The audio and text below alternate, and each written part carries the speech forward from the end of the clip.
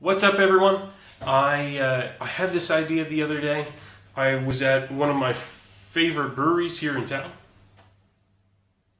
I saw this amazing shirt and I thought, wow, I love that shirt, except it's way too plain Jane. It's white, man. I mean, if I spill anything on it, it's totally ruined. So what if I were to tea stain and tie-dye that shirt? Yeah. Then it'd be super hot. So, and then looking at some YouTube videos, it was like, hey, you could do that, and on top of that, you could protect the nun's vestments with a little Elmer's glue? I've never heard of this before. I'm super excited. The project ends up turning out great. I look forward to hearing what you think and hearing about how your project goes. Let's get started. So, okay, what's step one? Step one, come on. Well, step one is making tea. This isn't hard. We're talking about water and tea. It's so easy, even your grandmother could do it. She probably does.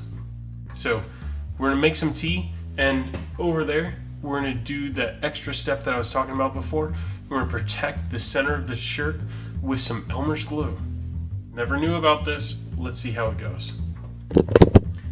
Alright, so while some water is boiling over in the kitchen, it's time to protect the important part of this logo, this t-shirt, this design.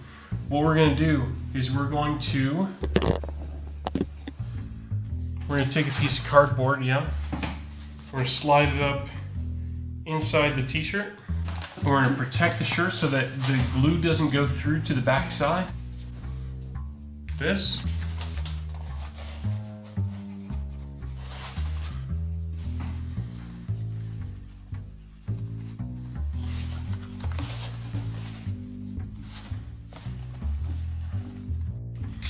Oh, this is exciting. Only did a little bit of testing ahead of time. We just want to protect this part here. So we're using this as the same way as a wax resist.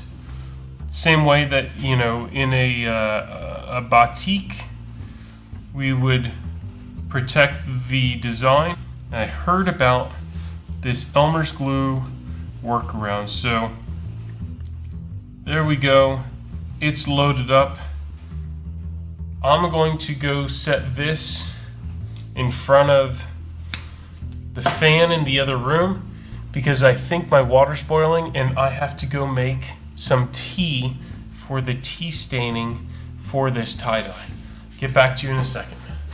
Whoosh.